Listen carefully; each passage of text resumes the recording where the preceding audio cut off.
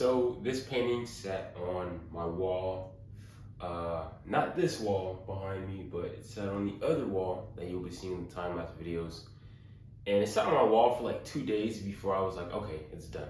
What I like to do is like when I finish a drawing or a painting, I like to have it set up, still out for like maybe a day. And after about 24 hours, if I don't really see myself adding anything to it, then it's done. You know, it's free from my hands. So getting into the process of making this, I call this one the Gazing Forest.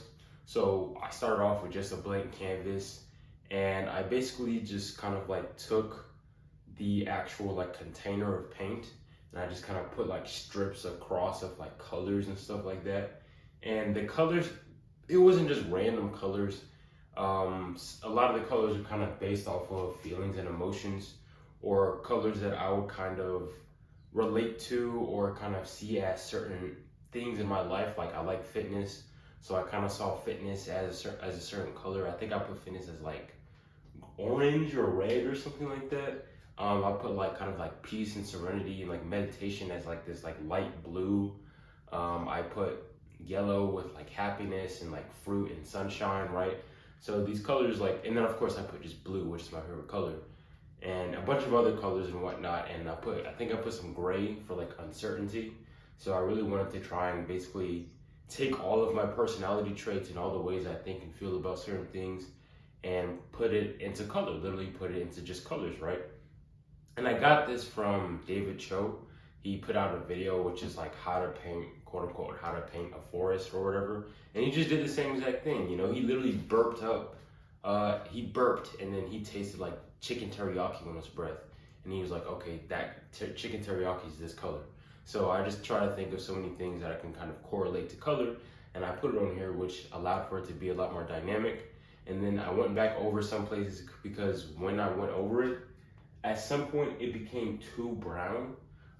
Me adding the color brown, and then I think like colors like purple mixing in there, it just kind of became brown at some point, and it didn't look as dynamic. So I let it dry, and then I went back over it with some more dynamic colors by doing the same thing where I just kind of like put strips of acrylic paint on there in order to just allow for it to just not look bleh at one point, right?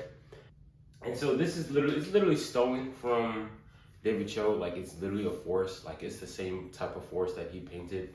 I just added some other things to it, right? So I have leaves. I have purple leaves in there that are falling down to the ground, and then I of course have the eyes, right?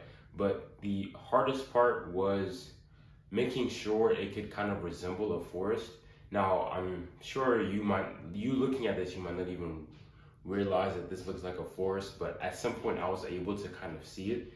So like the black background, that is like the darkness of the forest, and then the color strips, that is the trees themselves, right? Those are the trees. And I was trying to work with the paint, with the black paint, with spray paint, and I'm just trying to see like, okay, does it look like the way I want it to? And I did mess up at some points, and I was like, you know what? You just kind of have to let it go a little bit and then just push yourself into it further and just keep going on with, you know, what you were doing beforehand.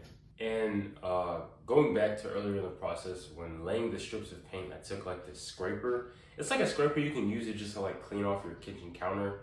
It's something that we had, and I just used it to like literally scrape the paint down. One thing I did kind of do by mistake was I used too much paint. So it like left like a lot of extra paint left over under the scraper, and some of that fell off the canvas and fell onto my floor. But thankfully I had like newspaper down on the floor, so that way like I can easily clean it up. But some of it did end up falling on my wall, but you know, who cares? I make art in here, so I might as well just fill it up with however much I can, right? It was definitely fun. It was definitely interesting.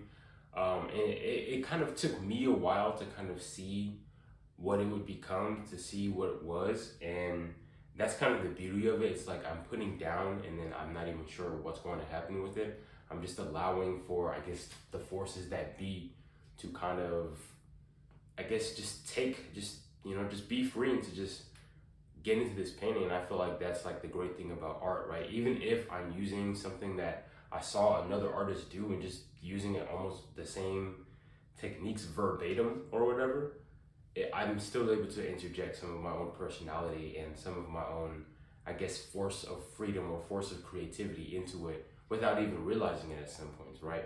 And then I have the eyes there. That was a last minute decision. I was thinking of doing some type of gradient with the background, but I was like, I'm just gonna make it black and then maybe I'll add like a detail. At first I was gonna try and add like people or something like that, but I was like, why not just make it like a bit creepy or whatever and just make it like eyeballs, right? Eyeballs that are kind of like very faint details in the background that you can't even really tell are there. And I really do like that touch. I tend to have these kind of like themes, or not themes, but imagery that are pretty persistent through my drawings, and that's eyes, skulls, and like, what do you call these, like frames or something.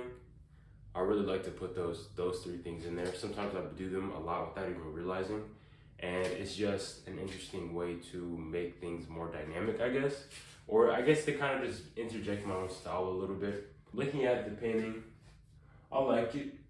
What I would have tried to do better was to know how I was gonna put like the black outlines or the black backdrops, so that way the trees can kind of even out more, or there could be like more tree looking things. But honestly, it still looks fine to me. I still like the way it is. I still had a pretty good time, especially just scraping the colors, the acrylic paint over the canvas by itself. Looked for an intriguing piece. I might try that again in another future painting, just to kind of like see how it looks and see what I think of it. I hope you guys enjoy this video. Check out my TikTok and my Instagram, which is somewhere down here. Things like that. Check out my other videos if you like this video, if you just want to see a bunch of other stuff that I put out. But yeah, see you guys in the next video. Peace out.